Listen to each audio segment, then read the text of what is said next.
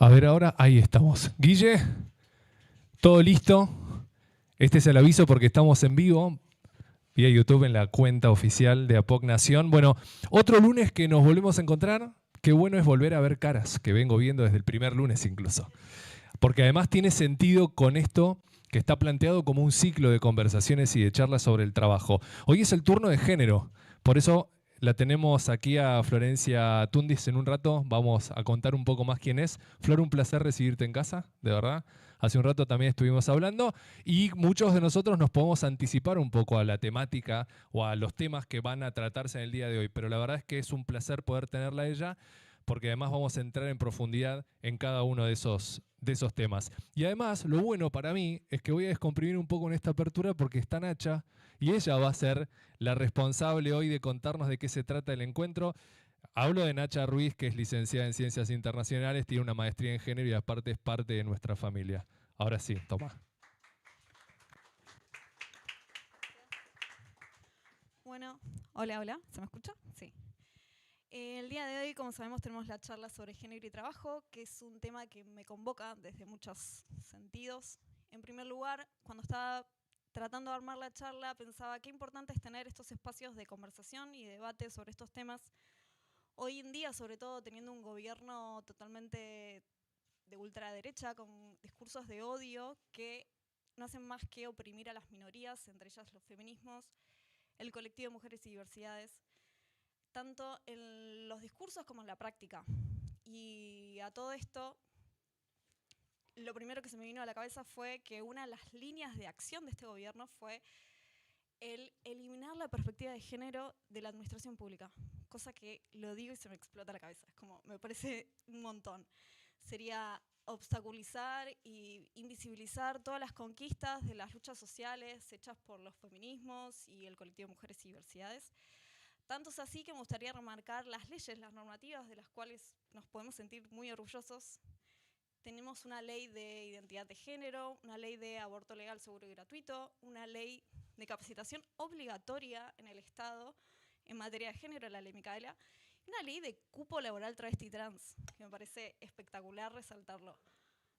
Pero sin embargo, en los días de hoy vemos que es muy necesario, no solo con la normativa suficiente, para nada, sino que es necesario contar con un Estado que sea un Estado presente, un Estado que tenga el objetivo de derribar las brechas de desigualdad de género, que tenga como objetivo derribar los estereotipos y sesgos de género para poder así transformar las estructuras heteronormativas en las que fuimos educadas y educados.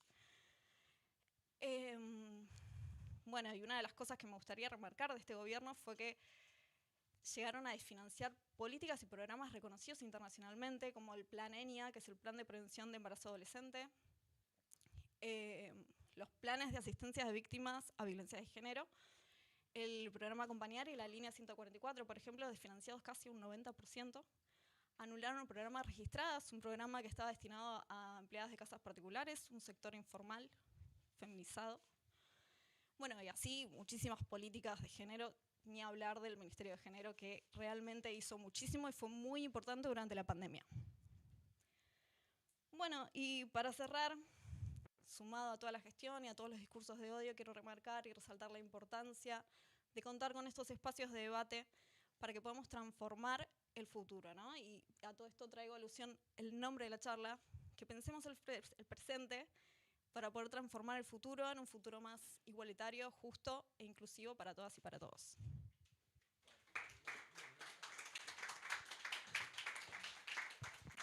Gracias, Nacha.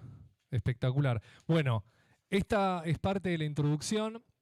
Es interesante también poder contar con voces como la de Nacha. Miguel.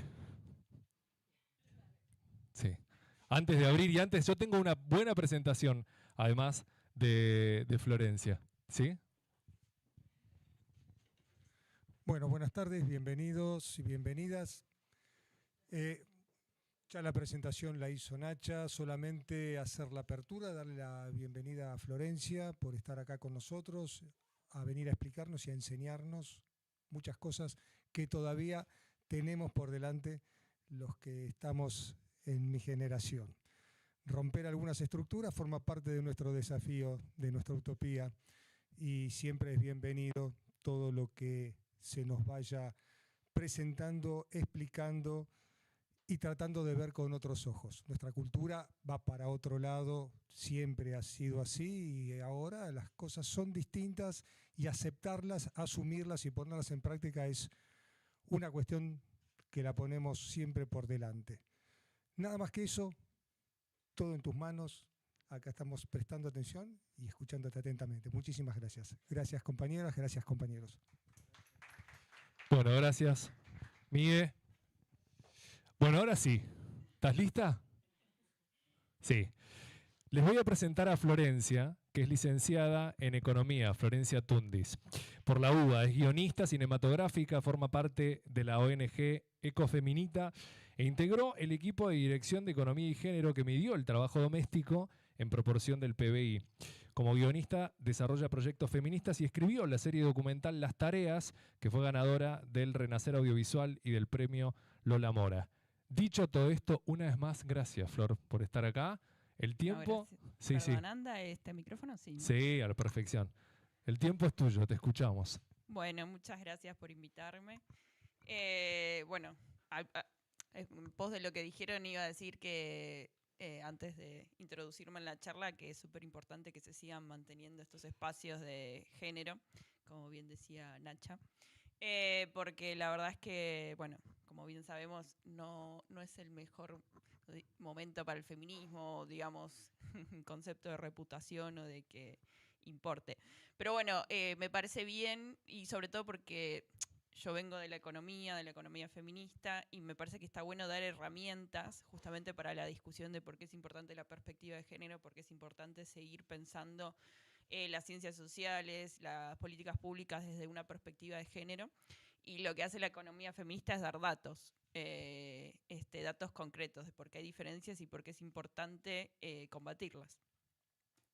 Bueno, primero, antes de meternos de lleno en la economía de género y el mercado de trabajo, economía de género, economía feminista, de género suena raro.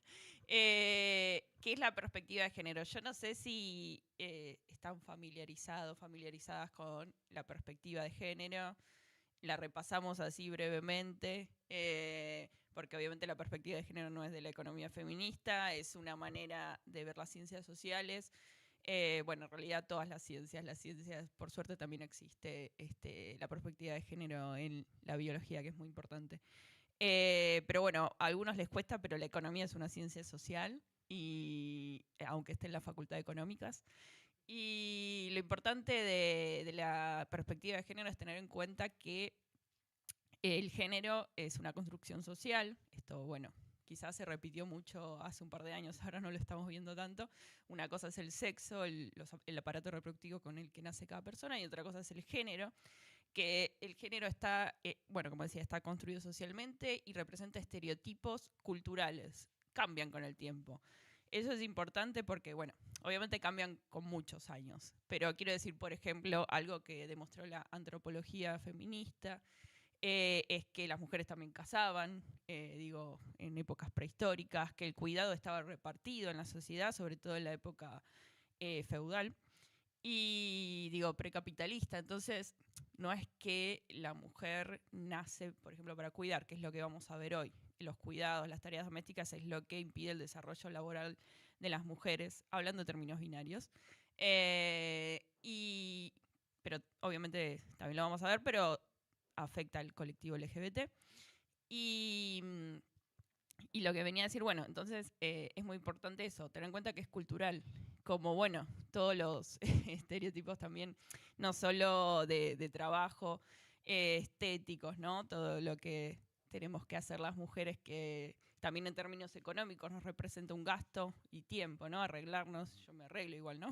Pero quiero decir, es bueno reconocer que es algo impuesto. Una, ¿no? Hablo en primera persona, lo hace, pero es importante reconocer que, bueno, son presiones sociales que recibimos las mujeres, las personas feminizadas. Entonces, teniendo en cuenta esto, digo que es social, que es cultural la diferencia de género, vamos a tener cómo es posible, es importante reconocerlo para erradicarla, ¿no?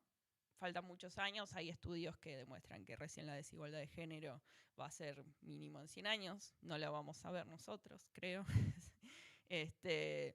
¿Y cuáles son los estereotipos que se asocian a cada género?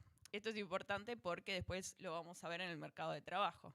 Imagino que ya un poco se imaginan, todo lo femenino está asociado al hogar y todo lo masculino está asociado al mercado. Estos son pares dicotómicos, quiere decir que sos uno o sos otro, digo.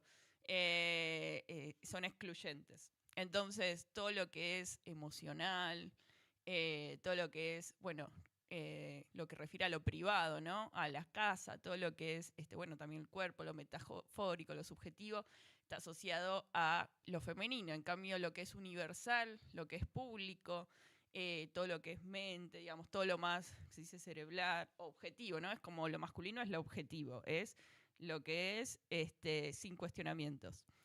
Y también, bueno, esto de que es lo universal, lo masculino, viene a cuento de el androcentrismo, es una palabra que me cuesta, pero que básicamente refiere a que todas las ciencias sociales o la manera de ver el mundo, la manera en ver la historia, está pensada, armada, contada, estudiada por este Homo economicus, que le decimos en economía, pero que refiere a este varón hegemónico del que se habla mucho en el feminismo, ¿no? El varón blanco, cis, heterosexual, propietario, clase media para arriba.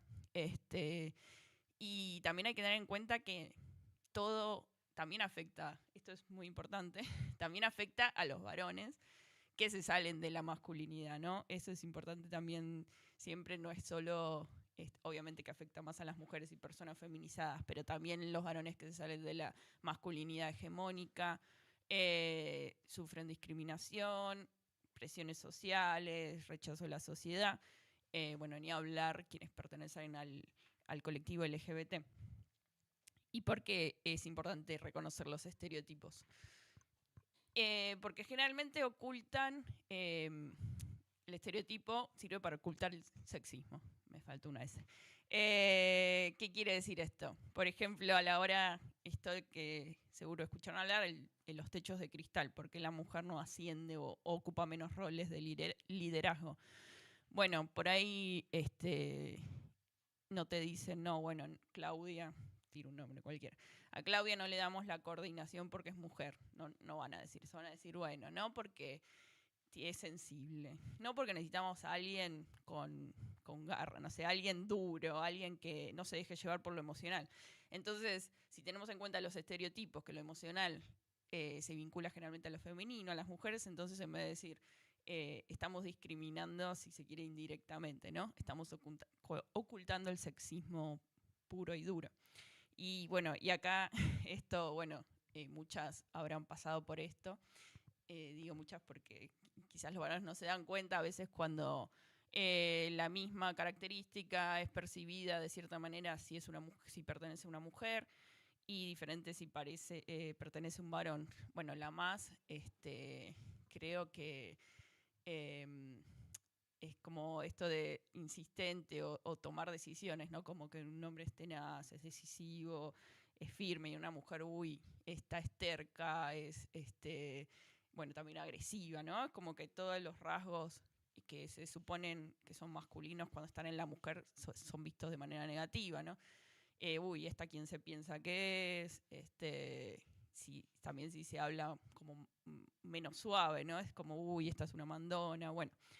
Estas cosas están armadas desde la perspectiva de género y obviamente influyen en el mercado laboral, tanto para ascender en una organización como para elegir un trabajo, para entrar en una empresa, para entrar en un organismo, influye en todos los aspectos de la vida laboral. Y cómo se hace explícito, bueno, lo que decía, la marginación de las mujeres en el mercado laboral, que lo que tiene aparte esto de los estereotipos los estereotipos de género es que todo lo que es vinculado a lo femenino está desvalorizado por la sociedad. Ese digamos que sería el mayor problema, porque bueno, si estuvieran considerados igual, quizás no habría tanta desigualdad, pero como están desvalorizados, por ejemplo, el hogar, ¿no? Esto es lo que voy a repetir mucho durante la charla, todo lo que es trabajos de cuidado, trabajos de domésticos, tanto remunerados como no remunerados, son poco considerados por la sociedad porque están vinculados a lo femenino. Entonces, valen menos. Y ahí es la base, es el mundo, no me sale el mundo, la parte que considera la economía feminista a la hora de analizar el mercado de trabajo. Lo principal es que tiene en cuenta todo el trabajo no remunerado que realizan en su mayoría las mujeres. Por eso es indispensable una perspectiva de género.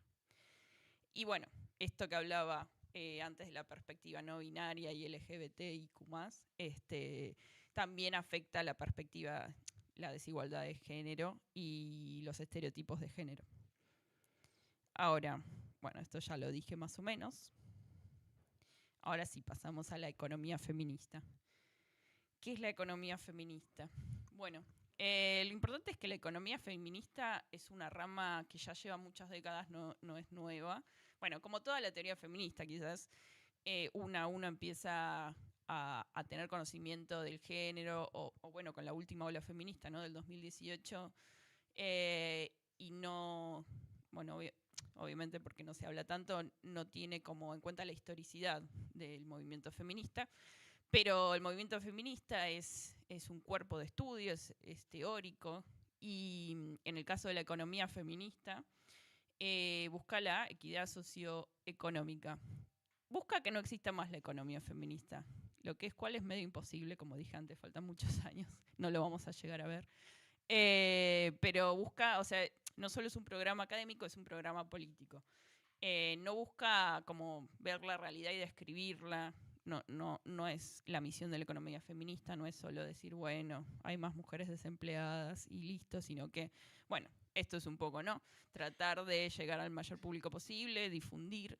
Por ejemplo, nosotras porque yo pertenezco a una ONG que se llama Ecofeminita, donde nuestra misión es básicamente esa, difundir las desigualdades económicas, bueno, socioeconómicas con datos que sirvan de fuente a la hora de decir por qué hay desigualdad, por qué es importante el feminismo, por qué es importante la economía feminista. Es como una herramienta y bueno, nosotras tratamos de llevar lo académico y hacerlo de datos, notas, artículos de divulgación, ¿no? Que llegue a la mayor cantidad de gente posible. Bueno, o clases o charlas. Y militancia. Y bueno, el mercado de trabajo, porque este es el dato, creo, más importante, es que el 70%, bueno, doy vuelta el dato, pero está bien, si tomamos a todo, esto es un dato internacional, no es de Argentina nada más, sino que de los pobres el 70% son mujeres. Por eso las crisis económicas tienen diferente impacto en varones y mujeres.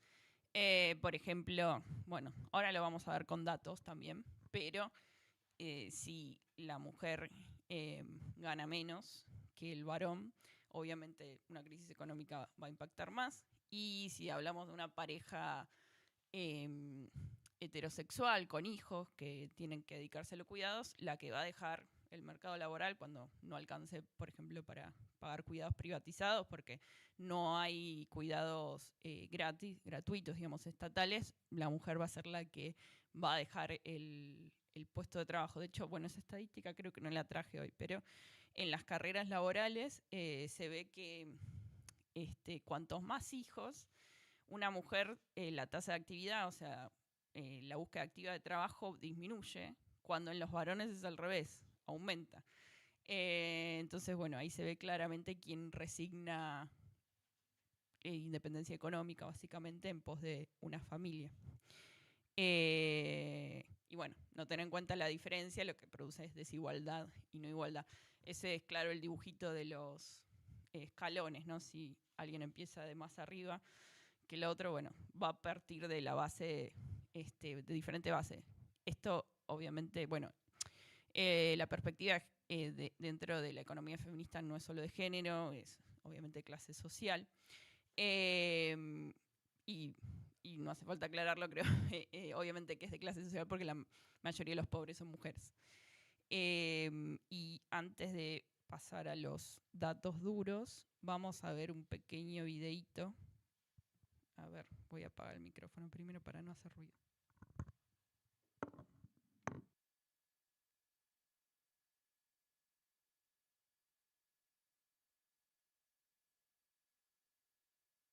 Al mundo lo mueven el dinero y el amor, pero no el amor romántico ni el amor fraternal. Nuestro sistema económico se sostiene gracias a la red de cuidado y tareas domésticas que realizan día a día millones de mujeres. Las mujeres ingresaron masivamente al mercado laboral en las últimas 5 décadas. Sin embargo, en Argentina, las horas que las mujeres dedican a las tareas del hogar y de cuidado de menores y ancianos no disminuyeron. Esto implica una doble jornada laboral para la mayoría de las mujeres trabajadoras y, por lo tanto, menos horas para descansar, estudiar o disfrutar del tiempo libre. Quienes cuentan con mayores recursos tienen la posibilidad de contratar a alguien para las tareas domésticas y de cuidado. Ese alguien suele ser otra mujer que en general está contratada de manera precarizada. A su vez, esa empleada deja a sus hijos e hijas al cuidado de un familiar que usualmente también es mujer. Al no poder conciliar con su vida personal, muchas mujeres tienen que abandonar el mercado laboral o tener trabajos en peores condiciones sin posibilidad de desarrollarse profesionalmente. Cuantos más hijos tenga un varón, mayor es su tasa de actividad. En la mujer es a la inversa. Entonces, ¿cómo podemos reorganizar las redes de trabajo doméstico y de cuidado? Para que sea más igualitario se necesitan políticas públicas que ofrezcan sistemas de cuidados gratuitos, la existencia de jardines materno-paternales en lugares de trabajo y la extensión e igualación de licencias para hombres y mujeres. Además, ¿por qué asumimos que las mujeres son mejores para limpiar, planchar la ropa o cambiar pañales? Es necesario redistribuir las tareas domésticas y de cuidado no remunerado entre todos los miembros del hogar para mejorar el desarrollo y bienestar de todos y todas. No son tareas de mujeres ni tampoco son muestras de amor. Eso que llaman amor es trabajo no pago.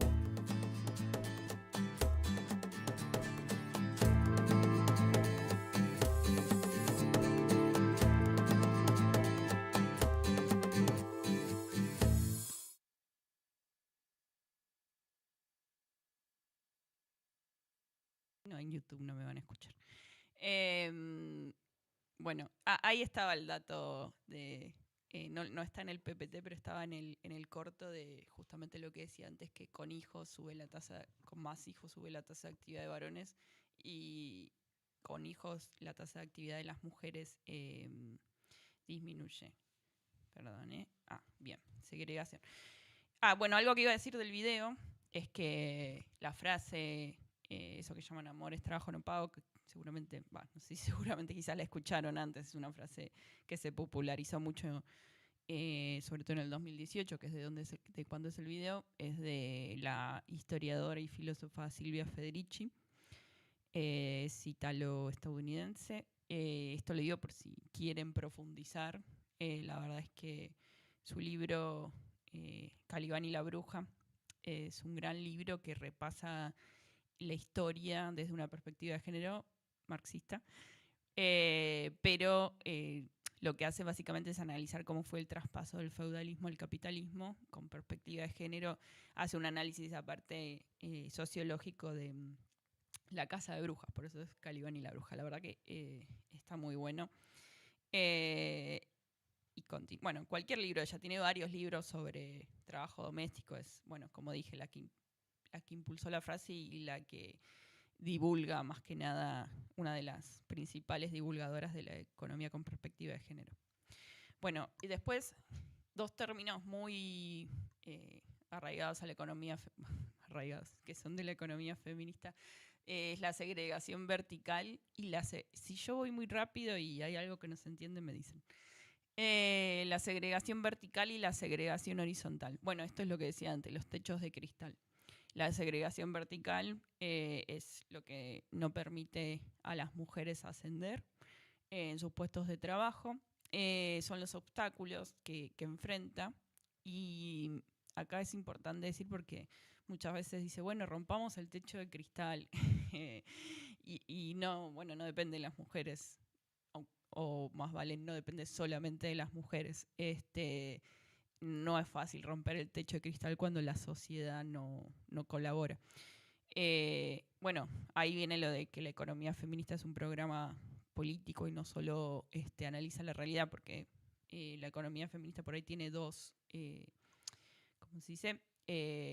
Dos ramas diferentes. Está la economía feminista de la igualdad, que simplemente es como, bueno, hay que agregar mujeres, no importa cómo ni qué, agreguemos mujeres y listo, y con eso, bueno, pasa mucho, ¿no? Que dicen, bueno, vos te quejás, pero de repente hay una mujer que tiene mucho poder o puede ser en el gobierno o en ciertas, no sé, empresas.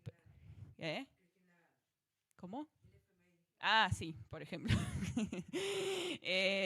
Pero si no, digo, no alcanza, no sirve, bueno, no sé si no sirve, digo, no alcanza, se necesita un cambio de la sociedad y políticas públicas que lo acompañen. Y el techo de cristal, bueno, eso es una muestra, digo, no alcanza con que una mujer logre algo o una mujer sea billonaria, por ejemplo, no sé, se me ocurre cuando se habla del ranking de Forbes y ese tipo de cosas, como, bueno, al final hay una mujer, igual nunca hay, pero si lo hubiera de repente, que aparte, nada que ver, pero me acordé que generalmente las mujeres en ese tipo de rankings son herederas. Es muy difícil una mujer self-made, ¿no? Lo que se dice, que haya sido bueno, después habría que analizar qué tanta meritocracia y etcétera, etcétera. Pero encima de eso, digo, no podemos llegar tampoco a ser billonarias, es muy difícil. Bueno, lo que decía del techo de cristal es que, sí, el falso empoderamiento, ¿no? Como, bueno, rompamos el techo de cristal, vamos todas juntas, bueno, no se puede. ¿Y por qué? Porque están los pisos pegajosos, también es otro fenómeno abajo, ¿no? Tenemos la segregación vertical de arriba y abajo. Y es que se quedan, porque, bueno, siempre vamos a volver a lo mismo, porque se quedan en los pisos más bajos. La mujer es por decisión propia. Bueno, muchos casos no. Es porque necesita trabajos de menos horas para cuidar a los hijos o a personas discapacitadas o a personas mayores. Se les exige más, también son muchas veces la forma de crianza, que no por ahí siempre hay como siempre no digo, suele haber una diferencia en la crianza de a qué puede aspirar un hijo varón, a qué aspirar una hija mujer. Pero bueno, lo principal son las tareas de cuidado que no te dejan justamente escalarte y también lo que decíamos antes, la discriminación de los estereotipos de género, del techo de cristal, ¿no? No, bueno, una mujer es más emocional, necesitamos a alguien duro, alguien que no se deje llevar por su temperamento, que no se ponga furiosa, que no sea una...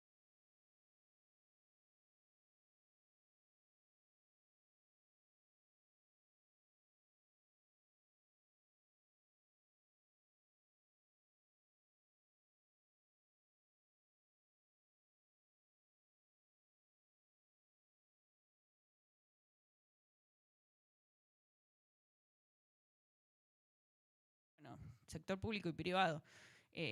No hay ninguna gobernadora actualmente de ninguna provincia, no hay ninguna gobernadora mujer, son todos varones.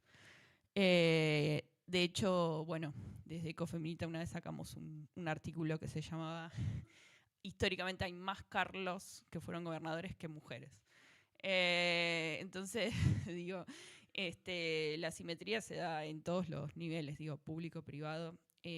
Siempre también, si nos ponemos a ver, hay muchos más ministros, secretarios, directores nacionales varones, y las que son mujeres, bueno, a veces ni siquiera, ¿no? Si salud o bueno, en este caso, por ejemplo, capital humano. Que está más vinculado a lo femenino, si se quiere, pero igualmente, por ejemplo, en educación o salud, quienes ocupan los cargos más altos son varones, aunque sean tareas, empleos, ramas totalmente casi feminizadas, ¿no? Generalmente un director de hospital son varones. Bueno, eso tiene que ver con el techo de cristal y los estereotipos de género. Y bueno, y también hay un mayor porcentaje, si comparamos, de varones docentes que pueden acceder a cargos jerárquicos que de mujeres docentes, cuando sabemos que la mayoría de las docentes son mujeres. Y la segregación horizontal, bueno, viene a cuento de esto que hay sectores que son tradicionalmente feminizados, que están vinculados a los cuidados. Acá tenemos las estadísticas.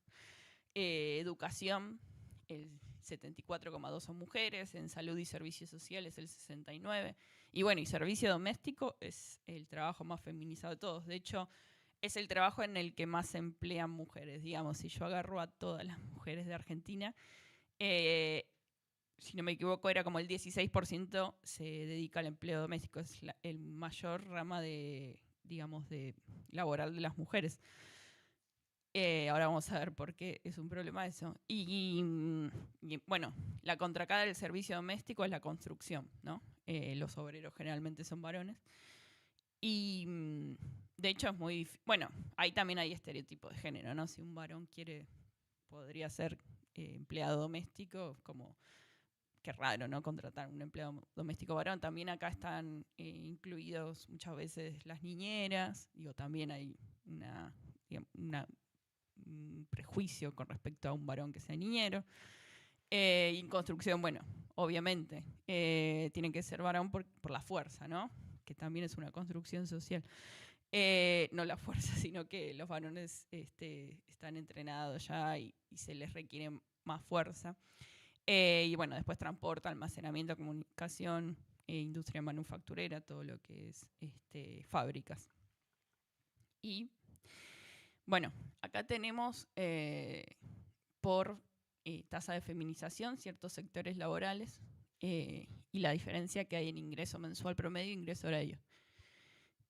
Bueno, es muy difícil estar siempre actualizado en Argentina con el tema de la inflación, así que igual ahora hay menos. Esto es el cuarto trimestre de 2024, digo, para tener en cuenta por si está desactualizado. Nosotras desde Cofeminita analizamos la EPH, la encuesta permanente de hogares del INDEC, que primero el INDEC publica los indicadores trimestralmente cerrados, como solo los principales indicadores, después publica la serie, a partir de la cual construimos los indicadores diferenciados por género. En este caso, bueno, decía porque es un problema que la mayoría de las mujeres se empleen en el servicio doméstico o la mayoría sean mujeres en el servicio doméstico, porque es el sector con peor salario de la economía argentina, diría que de la economía mundial. No tengo pruebas, pero tampoco dudas. Y tiene el ingreso horario más bajo de la economía. Y, por ejemplo, si lo comparamos con construcción, que decía, digo, es la contraparte, ¿no? Donde están con respecto a feminización y masculinización, y también a quienes acceden al trabajo de las clases más bajas. Bueno, es bastante la diferencia de ingreso horario. Y después, bueno, acá tenemos enseñanza, servicios sociales, actividades primarias, minería, todo lo que es, digamos, trabajo más, bueno, una actividad primaria. Y la industria, ¿no? Otro trabajo que tiene casi el doble de ingreso horario que servicio doméstico. ¿Qué hora es? Porque no creo llegar a todos los indicadores. Bueno, y algo muy importante es que ¿qué pasa con las empleadas domésticas? Generalmente no tienen descuentos jubilatorios, es decir, la mayoría está en negro, como mal se dice, lo que implica, bueno, todo lo que sabemos de los beneficios de tener un trabajo en blanco, jubilación, vacaciones pagas, aumento por sindicato. Y en el caso de lo que pasa con las empleadas domésticas es que es muy difícil la sindicalización porque trabajan todas por separado. Digo, está el sindicato obviamente de las empleadas domésticas, pero la mayoría no está sindicalizada, no.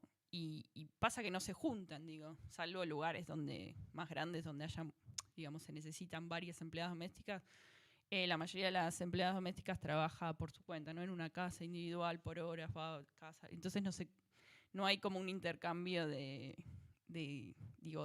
posibilidad de agruparse. Este es una estadística va variando generalmente entre el 95 y casi el 100% de empleo doméstico que son mujeres. Y ahora hablando de la economía en general, bueno, lo otro también es economía, pero ¿qué pasa con el mercado laboral? Es súper importante analizarlo en perspectiva de género. Esto que decíamos antes, las crisis afectan más a las mujeres. Bueno, acá se ve claramente para mí. Tenemos la tasa de actividad y la tasa de empleo, la tasa de desocupación y la tasa de subocupación. ¿Cuál es la diferencia? La tasa de actividad es quienes en el total de personas que están en edad de trabajar, quienes están buscando activamente un empleo. Ahí vemos la diferencia, ¿no? Varones gris, mujeres rosa. Es casi un 20% más de varones en edad de trabajar buscan trabajo que mujeres. Y empleo, bueno, es la tasa de los que están activamente buscando quienes tienen un trabajo. También, obviamente, es más alta en los varones. Pero, ¿qué pasa? Aunque haya más varones buscando trabajo o en trabajos, la tasa de desocupación y de subocupación es mayor en mujeres. La de subocupación es quienes buscan, por ejemplo, tienen un trabajo part-time y quieren un trabajo full-time, o tiene varios trabajitos, alguien independiente y quisiera estar más ocupado u ocupada. Entonces, esto lo que nos dice es que las mujeres buscan menos trabajo que los varones, están menos insertas en el mercado laboral y encima cuando trabajan tienen más posibilidades de estar desocupadas o de no encontrar un trabajo que satisfaga todo lo que quieren trabajar. Estos son todos los desincentivos que enfrentan las mujeres en el mercado laboral, tanto como si se quieren sumar al mercado laboral como si están en el mercado laboral. Que algo que pasa en las crisis económicas es que la tasa de actividad en las mujeres baja significativamente, porque no encuentran trabajo activamente y directamente dejan de buscar, se van del mercado laboral. También pasa, obviamente, cuando tienen hijos. Quienes dejan el mercado laboral son las mujeres y después muchas se quedan fuera del mercado laboral, se caen, ¿no?, del mercado laboral y no tienen incentivos para volver porque es muy difícil cuando pasas años inactiva volver al trabajo, ¿no? Hay edadismo, te perdiste una etapa, digamos, de crecimiento laboral. Por eso están todas estas desventajas a la hora de... Bueno, eso es como si una mujer se fue, no sé, 5 años del mercado laboral para criar a sus hijos, después le va a costar más insertarse, por eso también hay más tasa de ocupación. Y acá algo importante es que el sector que más desempleo tiene en la economía son las mujeres jóvenes. Acá tenemos de 14 a 29 años y de 30 en adelante. La tasa de actividad, la de empleo, la de desocupación y la de subocupación. ¿Y quién tiene la tasa más alta de desempleo? Mujeres jóvenes. Eso lo que significa es que encima, se supone 14 a 29 años, sobre todo en la actualidad, quizás es el momento previo, ¿no?, a tener una familia. Y estás en una etapa que te cuesta más encontrar trabajo que un varón, bueno, un varón y una mujer adulta también, lo que provoca que quizás dejes de intentarlo también, ¿no? Si hay menos chances de tener trabajo o si no encontrás el trabajo que querés, porque también hay mayor tasa de subocupación en mujeres que varones, jóvenes, por ahí decidís salir del mercado laboral. Por eso, otra vez, la importancia de analizar los indicadores de la economía diferenciados por géneros. Bueno, ¿existe una falta de voluntad de las mujeres o hay otro motivo? Estas son las horas semanales. Acá vemos la brecha de horas semanales trabajadas.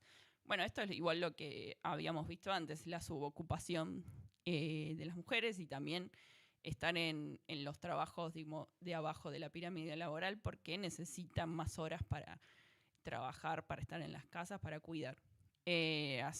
esto obviamente son las personas que están en negro, que incluso en trabajos informales tienen, bueno, la brecha, de hecho la brecha salarial es mayor en los trabajos informales que en los formales. Obviamente no se puede controlar, es todavía mucho más, y como vimos antes, el trabajo doméstico es el que tiene más trabajo informal. A ver, y el motivo de las desigualdades no está en el nivel educativo, porque muchas veces se pueden decir, bueno, pero si no se preparan, sobre todo a la hora de, sale mucho este tema cuando se habla de la diferencia de género, por ejemplo, en el Congreso, ¿no? Porque hay más diputados, senadores varones que mujeres, aunque haya cupo de género y haya sido una medida histórica en Argentina y en Latinoamérica, cuando salió el cupo en el Congreso. Y te dicen, bueno, pero si están preparadas, deberían acceder más, bla, bla, bla. Bueno, sabemos que igual no importa.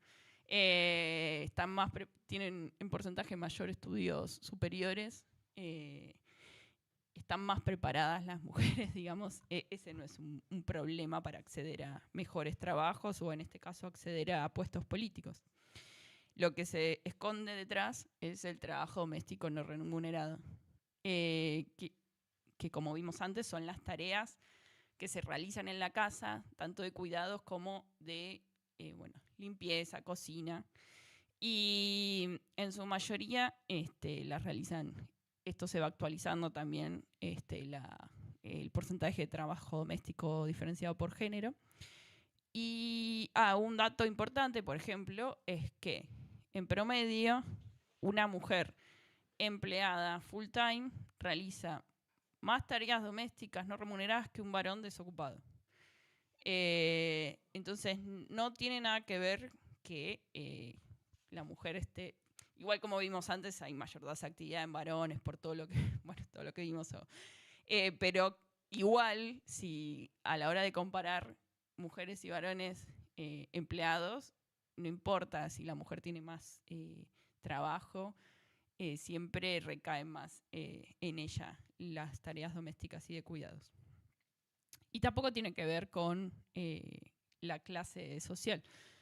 Estos son los quintiles de ingresos. Cuando agarras a la sociedad y la dividís en los más ricos, los más pobres, el quintil más alto es el de arriba, el quinto. Hay desigualdades en el trabajo doméstico, no importa el sector social. Y algo también, todo es importante lo que digo, no, pero algo muy importante es que lo que más está invisibilizado de las tareas domésticas y de cuidado es la carga mental.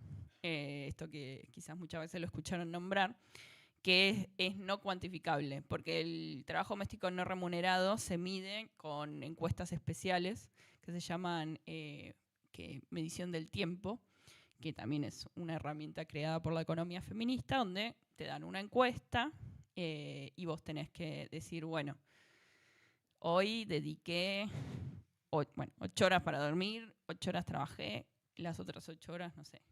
Todo obviamente es un poco, ¿cómo se dice? Promedio, ¿no? Pero decís, bueno, 1 hora estuve limpiando la casa, 2, bueno. Lo que no se puede cuantificar, digo, en estas encuestas permanentes, en las encuestas permanentes de hogar o las especializadas en trabajo doméstico no remunerado, es la carga mental. ¿Cómo medís la carga mental? Imposible. Y esto obviamente afecta a las mujeres, digo, más estrés, más tiempo, digo, bueno, no, deja, en vez de decirte lo que tienen que hacer, lo hago yo, ¿no? La típica.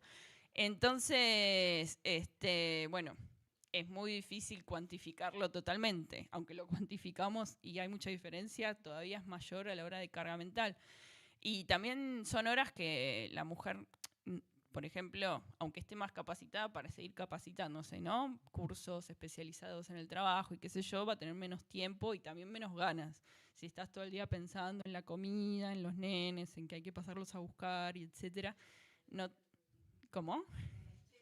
La lanchera.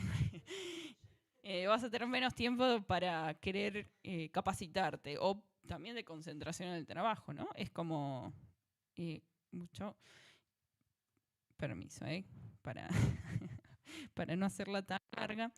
El diamante del cuidado también es otro concepto que usamos mucho en la economía feminista, es que los cuidados no tienen que depender de las familias, digo. Nada más.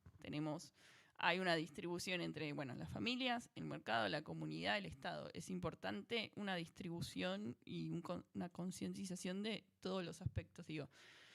No se puede tener igualdad si no hay un Estado presente para los cuidados, si no hay escuelas. Bueno, en escuelas sí es obligatorio, pero todo lo que es menores de 4 años no es obligatorio tener espacios de cuidado, ¿no? Entonces, a la hora de tener niños más chicos vas a depender de las vacantes de bueno, ahora no se dice guarderías, se le decía guarderías, jardines materno-paternales. Vas a depender, digo, si no tenés plata para cubrirlo, que haya estatal o que te lo cubra el trabajo, porque muchas veces los trabajos, por más que hay una ley que no se cumple, que es después de tantos empleados, se supone que la empresa o el organismo tiene que tener un jardín materno-paternal en el trabajo.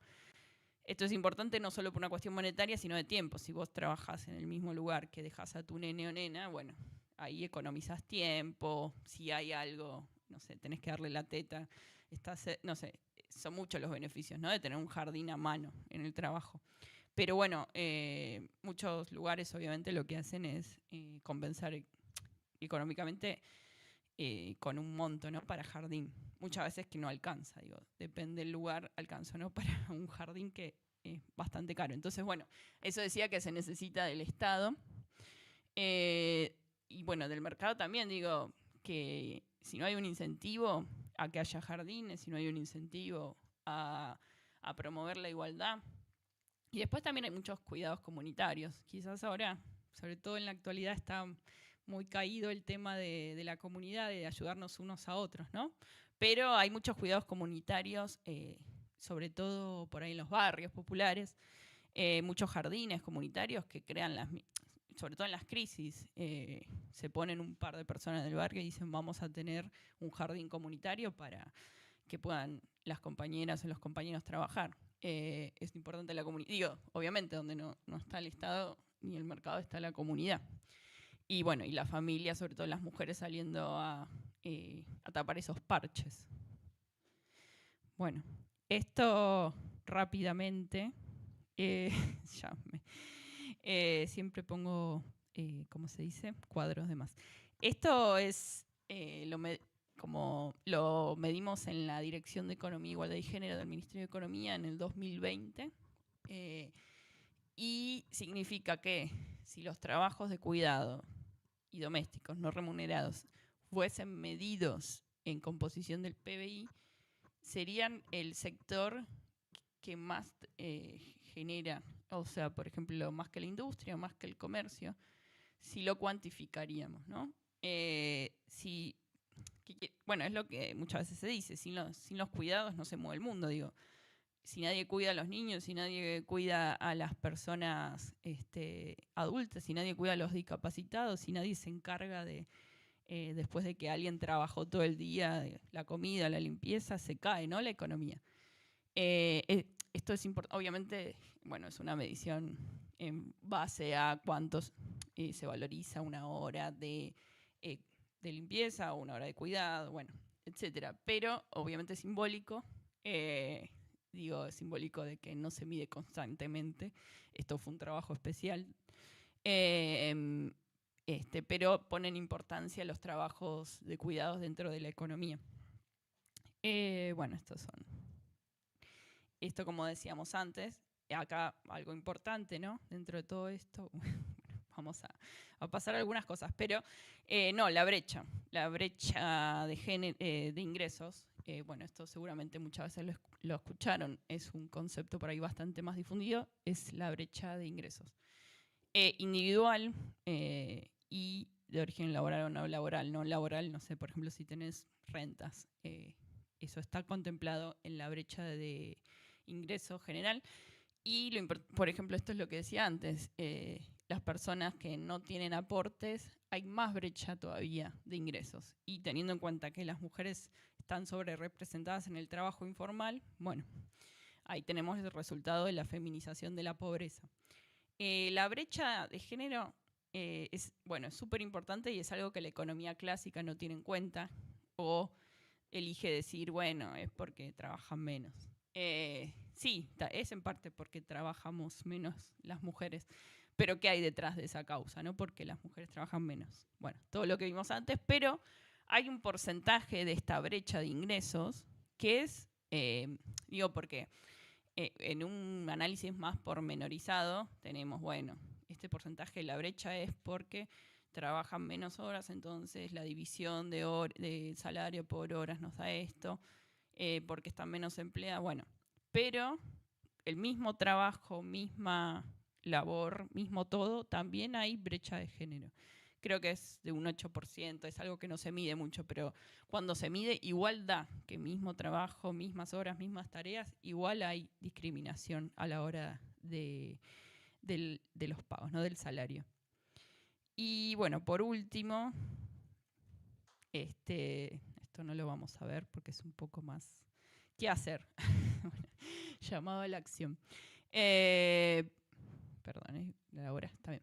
La provisión pública de servicios de cuidado, lo que dije antes, que haya jardines maternos paternales, bueno, obviamente escuelas públicas, que eso por ley sí tiene que haber. Lo otro es algo que está muy en discusión, de menores de 4 años, que haya obligatoriamente oferta, ¿no? Porque solo hay, la mayoría es privada. La formalización laboral para tener licencias por maternidad y paternidad. Bueno, esto de la extensión y equiparación de licencias es súper importante.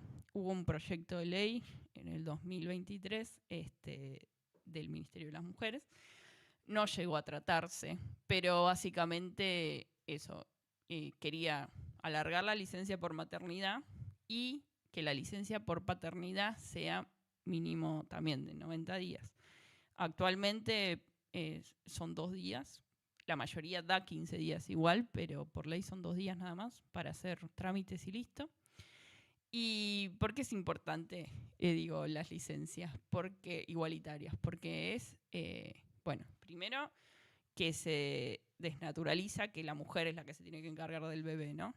Que es ella la que tiene que quedarse en la casa, cuidar. Y por el otro lado también muchos padres quieren, pero aunque no quieran, hay que obligarlos. Porque además se evita la discriminación laboral. Si yo voy a contratar, ¿no?, a una mujer, un varón, yo no lo haría.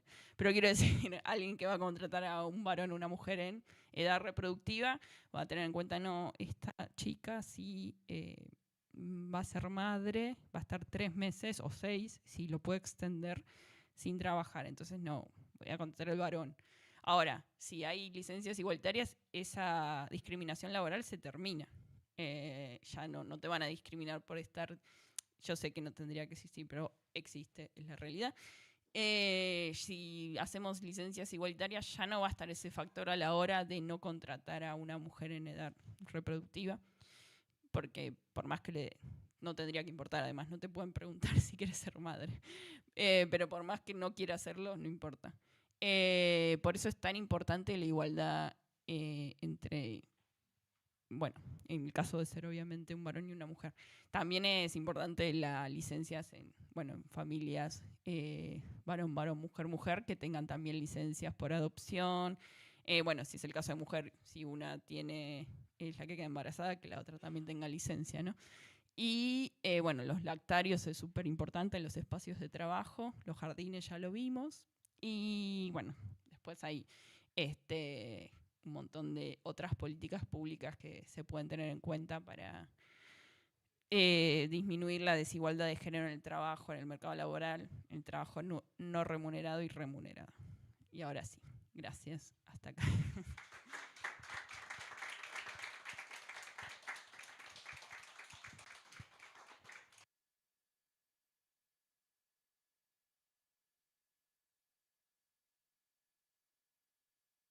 No se escucha, me parece.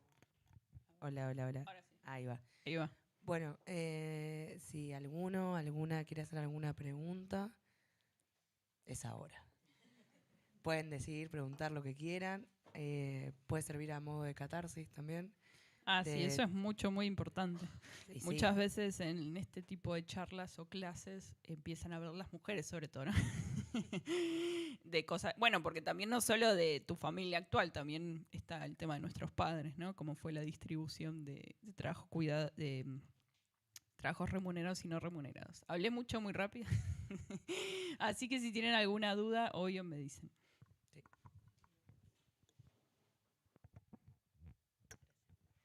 Hola Flor, ¿cómo estás? ¿Cómo estás? Gracias, muy buenos los datos, buenísima la charla, me encantó. Gracias. Te quería consultar cómo ves el tema del mercado de trabajo en relación a esta cuestión de los cuidados. Cuando tenemos un mercado que tiende en los últimos años, y sobre todo después de la pandemia, a el trabajo remoto, por ejemplo. ¿Qué políticas te parece que son fundamentales en ese contexto, ¿no? Porque hoy ves esta cuestión de que las madres, las mujeres, trabajan de manera remota, pero siguen teniendo estos problemas del cuidado porque digamos, las empresas o organizaciones lo venden como una ventaja, que puede ser una ventaja, pero al mismo tiempo quedan encerradas en este círculo del hogar y el cuidado y esas cuestiones. Bueno, es un re tema obvio. Aparte, todo lo que fue trabajo remoto empezó a masificarse con la pandemia. Por ejemplo, el estudio este de trabajo de cuidados no remunerados en función del PBI lo hicimos en pandemia, porque, bueno, hubo una crisis de cuidados en pandemia. ¿Qué pasaba con los jardines que no abrían, las escuelas, bueno, las empleadas domésticas, niñeras? Y había una doble jornada laboral, pero ya muy explícitamente, ¿no? Tenías que cuidar y trabajar a la vez. Y ahí pensamos que la sociedad iba a cambiar, que íbamos a salir mejores. Pensamos que se iba a tener más en cuenta la importancia de los cuidados, porque claro, ahí se supone, se evidenció la importancia de los cuidados y cómo la sociedad no funciona, ¿no? Pero bueno, no sirvió para nada. Y de hecho ahora hay muchas empresas, digo empresas porque sobre todo en el sector privado, que están volviendo full presencialidad. Así que ahí hay dos aristas. Por un lado es la facilidad facilidad o conveniencia del home, muchas veces es el tema del transporte, ¿no? Si vos no tenés el jardín o el colegio de tus hijos cerca, digo, o te tenés que ir antes del trabajo, o tenés que hacer malabares con los horarios laborales, porque tampoco está pensada la comunidad y la sociedad en horarios. O sea, deberían coincidir más, ¿no? Los horarios de entrada al colegio y de salida con los trabajos, o que haya cierta flexibilidad. Y ahí viene el tema del techo de cristal o los pisos pegajosos, ¿no? Ay, bueno, esta se va antes a buscar a los hijos, o es la que se toma el día de salud, ¿no? De enfermedad. Entonces, ese es un problema. Y sí, y también está la otra cara del home office, que es que no supongas que porque voy a estar en mi casa voy a poder cuidar, porque no se puede, digo, sobre todo en chicos más chicos, ¿no? No se puede trabajar y cuidar. Hay muchos estudios, hubo muchos estudios sobre cuidados y pandemias y sobre el home office, pero para mí, personalmente, está bueno incentivarlo también. Digo, sabemos el tema del gasto en viajes también, digo, si no tenés movilidad propia, los colectivos, bueno, también es caro, digo, movilidad propia, pero si no tenés encima la combinación entre trenes, colectivos para pasar a buscar a los chicos y que, bueno, ahora aumentó aparte mucho más que los salarios, los transportes públicos. Así que, o sea, obviamente que en un mundo ideal se podría congeniar, ¿no? Bueno, hago home, por ejemplo, si hablamos de una pareja, como muchas veces se turnan para tener home, bueno, el día que yo tengo home los paso a buscar el otro día. Pero bueno, esto es lo que decía, no está pensada la sociedad ni el mundo laboral en función de los cuidados, es al revés, ¿no? Adaptamos los cuidados a nuestro trabajo cuando debería ser mínimo estar a la par de importancia. Y eso viene del androcentrismo, porque está todo planeado y también está... hay una rama de la arquitectura que es muy interesante, que es arquitectura con perspectiva de género, cómo las ciudades no están preparadas, ¿no? para los cuidados. Digo, esto del transporte, las calles, bueno, y para discapacitados, obvio, pero digo, terminan mal en el transporte público con un nene, con un bebé, digo, es muy difícil. Hay un libro que se llama Ciudad Feminista, por ejemplo, que está muy bueno, que habla de esto. Es una arquitecta que tuvo un hijo y se dio cuenta cómo a partir de eso la ciudad no está adaptada, ¿no? Para los niños, o bueno, o los discapacitados o los ancianos, digo, no están pensadas para todos. Así que sí, es un paradigma que hasta que no se tenga en cuenta la importancia de los cuidados, no va a cambiar, porque se sigue poniendo el trabajo remunerado por encima del no remunerado. Hola, hola. Sí, realmente agradecerte la información en estadística que has dado, de manera que es difícil preguntar. Siempre mis preguntas, por eso, son más vale genéricas que particulares. Cuando estudie te mandaré algún mail, etcétera, pidiéndote una mayor información. Pero realmente me parece maravilloso establecer criterios objetivos para establecer derechos. La pregunta ¿es esencial la presencia del Estado? Uh-huh. En los últimos 2 años ha disminuido la presencia del Estado. La pregunta, ¿ha aumentado o no la desigualdad? Y después un comentario. Yo creo que hay una evasión enorme ahora sobre el trabajo negro y blanco. Evidentemente en el trabajo negro las mujeres son prevalentes, está ultra demostrado en lo que vos planteaste. Había sanciones gravísimas para el trabajo informal, el trabajo en negro y la no igualdad que han desaparecido.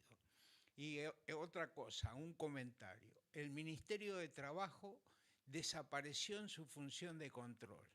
Es decir, no hay nadie que controle ni el trabajo de mujeres, ni el trabajo del hombre, ni el cumplimiento de la normativa. Sin Estado, desde mi punto de vista, no puede haber derechos y además evasiones, hasta en lo sindical. Uh-huh. Estamos en un sindicato que está haciendo esto. No muchos sindicatos hacen una charla de este tipo, por eso estoy orgulloso de estar en este sindicato donde eso se plantea, se puede estudiar y se pueden ver las formas. En muchos sindicatos se cumple el cupo, pero dice el 50% tienen que ser mujeres y el 50% van a los vocales suplentes, a las funciones menores en lo sindical. Ahora se están estableciendo mayores temas de igualdad en base a la lucha como vos lo vas planteando. Bueno, muchísimas gracias por tu charla. No, gracias a vos. Bueno, y el sindicato por invitarme. A ver, fueron muchas preguntas en una. Iba a decir, bueno, obvio que el rol de los sindicatos es sumamente importante porque son quienes luchan, ¿no? Muchas veces por los derechos en general del trabajador y trabajadora y también por la igualdad. Gracias a los sindicatos muchas veces se logra lo que decía antes, por ejemplo, algo básico como un lugar, un lactario, o el tema de un jardín, o la compensación, si no se puede físicamente un jardín, que haya una compensación. Así que eso ni hablar. Y además cuando hay una discriminación de género, a quien muchas veces se acude es al sindicato, ¿no? Hablamos tanto de discriminación laboral, salarial, o bueno, si hay situaciones de acoso. Muchas veces a quien se acude es al sindicato. Con respecto a, sí, bueno, obviamente el Estado tiene que estar involucrado en los temas de género. Además que es muy complicado medir por un lado es fácil y por el otro lado es complicado. Digo porque tenemos las tasas de trabajo y de actividad de desempleo. Lo que pasa es que muchas veces se oculta, ¿no? cómo impacta en las mujeres. Porque, por ejemplo, lo que decía antes, quizás la tasa de actividad de las mujeres baja y el desempleo baja, pero no es que el desempleo de las mujeres bajó porque están más empleadas, sino que baja porque dejan de buscar trabajo.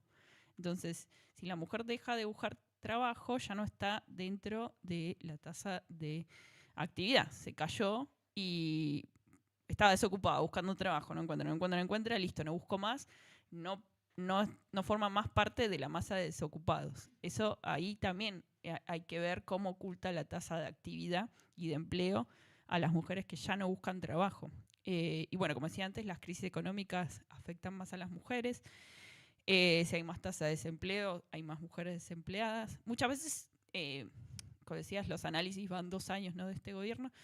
Todavía por ahí, recién, como decía, estas estadísticas son del último trimestre de 2024. Entonces, como que para ver la evolución todavía necesitamos un poco más. Y además esto, ¿no?, de que por sí las estadísticas necesitamos un análisis más pormenorizado.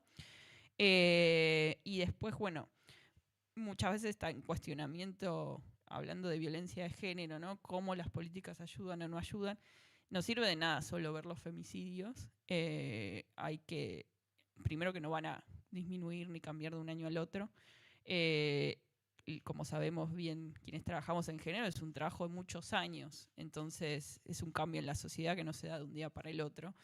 Porque no, digo, sabemos de los micromachismos y todas las violencias simbólicas de género que o sea, es la pirámide, ¿no?, el femicidio, pero tenemos todas las otras formas de acoso, violencia de género que llegan ahí. Entonces, para desarmar eso tenemos que desarmar el patriarcado, ¿no? Todas las violencias simbólicas y las desigualdades. Bueno, la desigualdad económica es súper importante para eso. Si vos no tenés una fuente de ingresos o no podés dejar muchas veces a tu pareja violenta, no tenés a dónde ir, y ahí viene el Estado. Digo, el Estado, antes estaba el programa Acompañar, que si una mujer estaba en situación de violencia, el Estado le daba un estipendio para unos meses para poder irse de esa situación. Por eso también es súper importante la línea de violencia de género, ¿no? Digo, el Estado tiene que acompañar. Digo violencia de género porque es lo más, ¿no?, lo que más vemos y lo que más se visibiliza. Y después, bueno, por eso digo, lo económico es súper importante. Después está la violencia vicaria. La mayoría de los hogares monoparentales en realidad son monomarentales, ya que es generalmente el varón el que abandona el hogar y no pasa una cuota alimentaria. Entonces, si tampoco hay una concientización para trabajar, por ejemplo, en los derechos, digo, una mujer puede denunciar violencia vicaria, puede hacer un juicio por alimentos, pero necesitas conocimiento, necesitas un abogado, bueno, todo eso que quienes tienen menos recursos no pueden acceder, se necesita un Estado que acompañe. Y bueno, en eso en todos los aspectos. Pero bueno, lo que decía es que, por ejemplo, no sé, el Ministerio de las Mujeres, los resultados. Y bueno, fueron 4 años nada más. Es muy duro plantearle, no sé, que no haya más femicidios después de solo 4 años. Es como, yo siempre digo, es como, bueno, si no hay resultados económicos, nadie dice cerremos el Ministerio de Economía. Entonces, bueno, es como más, siempre está el ojo muy puesto en todo lo que es género. Y algo importante es que se suele, creo que lo dije un poco, pero se suele separar, ¿no?, las políticas de género, o bueno, en este caso la economía feminista, de la economía real. Y ahora es como, no, bueno, eso es secundario. El feminismo ya fue, ¿no? Tenemos inflación, desempleo, etcétera, etcétera. Pero como vimos, no se puede dejar de lado, porque la mayoría de los pobres son mujeres, porque la desigualdad de género se ve todo en el mercado laboral, porque hay una brecha de salarios muy grande, porque si no hay un sistema de cuidados bueno, no va a haber igualdad, y las mujeres están en un sector laboral que ganan mal, que no tienen derechos. Bueno, ahí vimos como en realidad es imposible políticas económicas, o bueno, políticas en general, sin tener en cuenta la perspectiva de género. Son las mujeres las más afectadas cuando hay crisis, y también aumenta la violencia cuando hay más crisis. Y bueno, y también las personas LGBT, ni hablar, ¿no?, que son más discriminadas, si no hay cupo de género, ni hablar si no hay cupo LGBT o el cupo travesti y trans. Y los cupos también es un tema muy interesante porque te dicen, bueno, pero si son buenas, porque deberían acceder sin cupo. Bueno, acá vimos, las mujeres generalmente tienen más educación, están mejores formadas, pero si algo no se da, entre comillas, naturalmente, porque no existe, pero si no se da, porque generalmente son varones ocupando roles de poder, que eligen a otros varones, digo, hay todo un círculo de varones eligiendo varones, y es necesario el cupo para que después sea natural, entre comillas, ¿no? Incluir a las mujeres en espacios donde no se las incluyó desde un principio, no es solo fuerza de voluntades y de estudiar, en este caso sería, porque no se les da la oportunidad.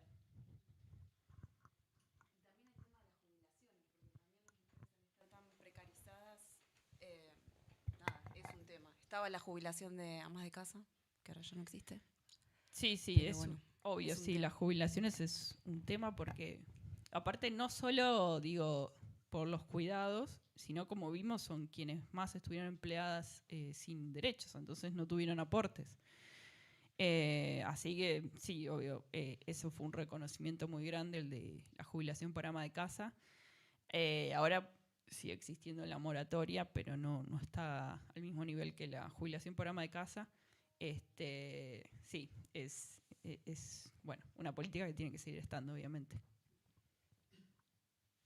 Bueno, yo aprovecho. Flor, te quería consultar, viste que en estos últimos meses, si se quiere, reflotó un poco el tema de la baja de la tasa de natalidad, que si bien es una problemática a nivel mundial o quizás más de Europa, empieza como a calar esa agenda también en Argentina y pareciese que también aparece esa cuestión por ahí justamente en voces, como una preocupación que no viene de los sectores más progresistas o feministas necesariamente. ¿Te parece que puede ser ese debate o ese tema en agenda algo que puede servir para reflotar la discusión por los cuidados o por cómo afectan las crisis a las mujeres y demás?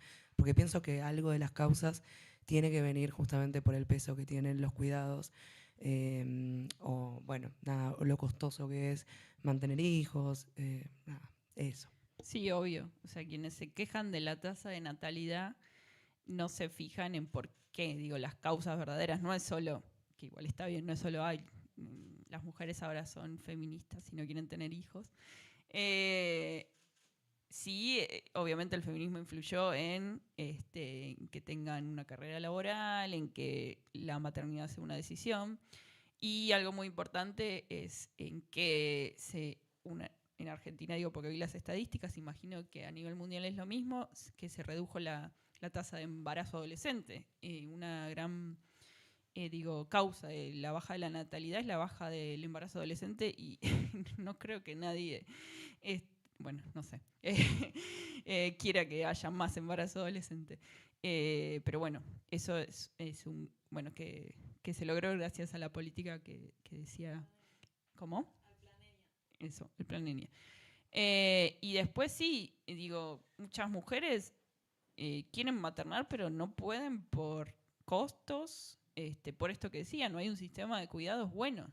Si vos no tenés un sistema de cuidados bueno, que sepas, bueno, no voy a resignar poder adquisitivo, ni voy a resignar trabajo, mi carrera, porque hay cuidados igualitarios tanto dentro como fuera de la familia. Digo, si dentro de la familia no hay, y afuera tampoco, es muy difícil. Y además también después también hay un cambio también más, para ver macro, de cómo los salarios no alcanzan.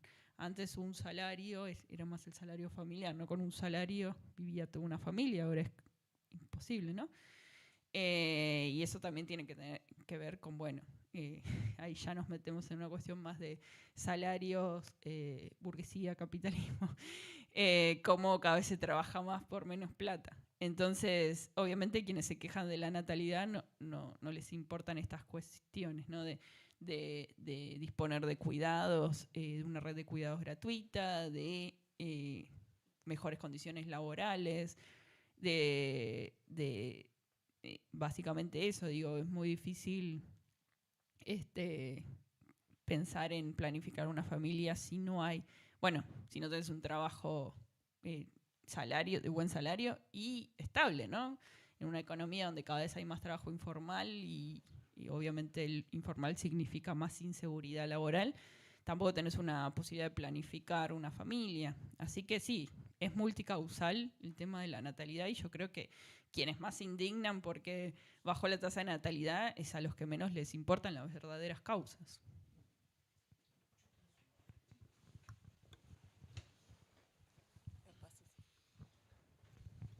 Hola, buenas tardes. Mi nombre es Daniel Ruiz.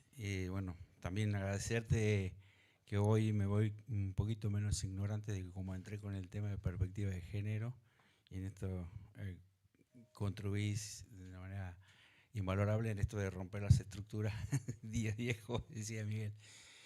Mira, muy buenos estos datos, estos que nos contás, estadísticos, y a raíz de eso se me ocurre una pregunta, y es la inclusión de la perspectiva de género en las Fuerzas Armadas, en las fuerzas policiales. ¿Cómo estamos con ese tema hoy? Y si querés, desde la recuperación de la democracia a esta parte, no sé, si estamos estancados, bueno, contanos un poquito. La verdad que no es un tema que justo sepa como para proporcionar información o estadística. Así que, perdón, justo ese tema no lo toco muy de oído como para opinar un poco más, digo, con información. Lo que sí es muy importante es una formación con perspectiva de género desde la policía, ¿no? Porque pasa mucho de ir a hacer una denuncia y que no te la tomen, que no te tomen en serio, una revictimización de la víctima justamente. Esto a veces, yo porque bueno, también soy guionista, pero muchas veces se ve bien en ciertas películas o series, digo, de cómo tratan a una mujer a la hora de hacer una denuncia, cómo alguien capacitado trata a alguien que sufrió un abuso, como que alguien que no. Si no están capacitados los organismos, tanto judicial como de la policía, te preguntan de mala manera, te dicen cómo estabas vestida, ¿no? La típica. ¿Qué hiciste para que te pase? Tenés que contarlo una y otra vez. Si hay una capacitación de género más que se tomen en serio, bueno, ahí, porque también pasa que si vos vas a denunciar y de entrada te tratan mal o no te toman en serio, por ahí te vas y ya está, listo, no denunciaste. Entonces, desde ese aspecto, obviamente es muy importante. Después, bueno, no tengo datos. La verdad es que tampoco sé si existen. Sería muy interesante fijarse, alguien que sea más del ámbito de la justicia y de la policía, si hay datos con perspectiva de género.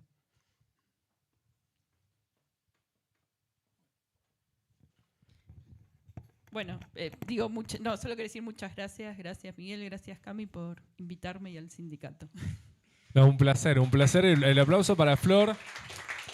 Sí, hemos tenido una buena oportunidad de conocerte y de amplificar también algunas cuestiones que nosotros tenemos bastante arraigadas y que es interesante también pensarlas. Mucho queda en estas conversaciones y en estas charlas del después, de qué pasa cuando nos reunimos, cuando volvemos a casa, cuando nos quedamos pensando en esto. Así que lo más importante creo que nos llevamos es eso, que nos dejas pensando, Flor. Gracias. Bueno, como siempre, se quedan acá un aperitivo, charlamos un rato más y después nos despedimos. Gracias.